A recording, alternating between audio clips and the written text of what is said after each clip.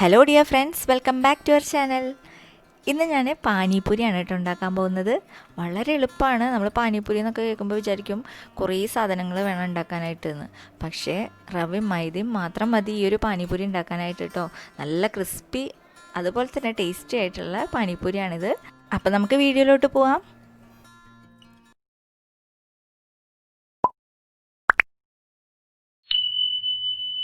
അപ്പോൾ പാനിപ്പൂരി ഉണ്ടാക്കാനായിട്ട് ഞാനിവിടെ ഒരു 1/2 കപ്പ് റവ എടുക്കുന്നുണ്ട്. വറുത്ത റവ എന്നല്ല കേട്ടോ, വറുക്കാത്ത റവ തന്നെയാണ്. ഇനി ഒരു 1/2 കപ്പ് മൈദ കൂടി ചേർത്ത് കൊടുക്കുക.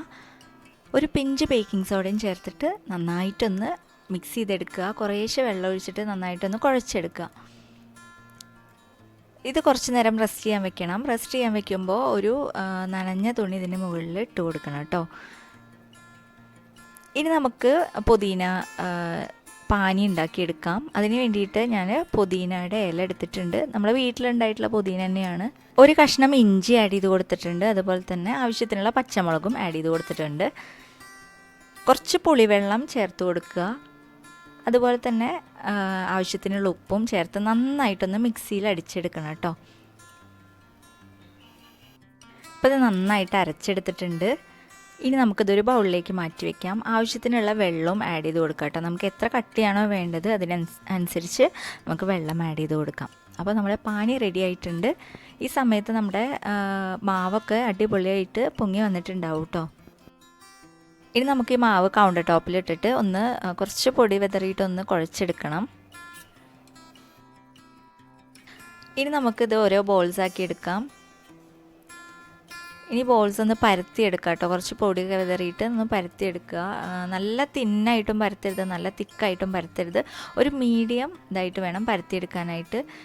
കാരണം നല്ല തിന്നായിട്ട് പരത്തിയിട്ടുണ്ടെങ്കിൽ ഇത് പപ്പടം പോലെ അങ്ങനെ പൊള്ളക്കില്ല, ഈ ചിപ്സ് പോലെ ആയിപ്പോവും. പൊള്ളച്ച് കിട്ടണമെങ്കിൽ അത്യാവശ്യം കട്ടി വേണം, നല്ല ഓവർ കട്ടിയും വേണ്ട.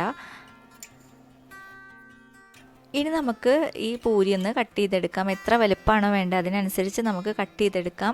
ഒരു മൂടിയോ അല്ലെങ്കിൽ കുക്കി കട്ടറോ എന്തെങ്കിലും വെച്ചിട്ടൊന്ന് കട്ട് ചെയ്തെടുത്താൽ മതി. ഞാൻ കുറച്ച് വലുതും കുറച്ച് ചെറുതും ഉണ്ടാക്കുന്നുണ്ട് കേട്ടോ.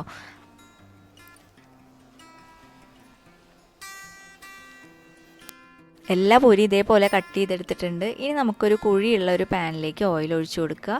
അതിലേക്ക് നമുക്ക് എണ്ണ ചൂടായി കഴിഞ്ഞാൽ ഇതേപോലെ ഓരോന്ന് ഇട്ടിട്ട് നമുക്കിതൊന്ന് ഫ്രൈ ചെയ്തെടുക്കാം. ജസ്റ്റ് ഒന്ന് തട്ടി കൊടുക്കണം മുകളിൽ, അപ്പോഴേ പൊന്തി വരുള്ളൂ. ഇനി അതാ പൂരിയൊക്കെ നന്നായിട്ട് പൊന്തി വന്നിട്ടുണ്ട്. അതുപോലെ തന്നെ രണ്ട് സൈഡും നന്നായിട്ട് ഗോൾഡൻ ബ്രൗൺ കളർ ആവുന്നത് വരെ ഫ്രൈ ചെയ്തെടുക്കണം.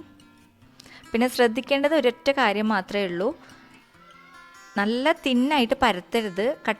കുറച്ച് കട്ടി ഉണ്ടാവണം ഇത് പരത്തിയെടുക്കുമ്പോൾ. നല്ല തിന്നായിട്ട് പരത്തിയിട്ടുണ്ടെങ്കിൽ ഇത് ശരിയാവില്ല, ഇതുപോലെ പൊന്തി വരില്ല കേട്ടോ. അത് മാത്രമേ ശ്രദ്ധിക്കേണ്ടുള്ളൂ. ഇത് കണ്ടോ, നല്ല ക്രിസ്പിയാണ്.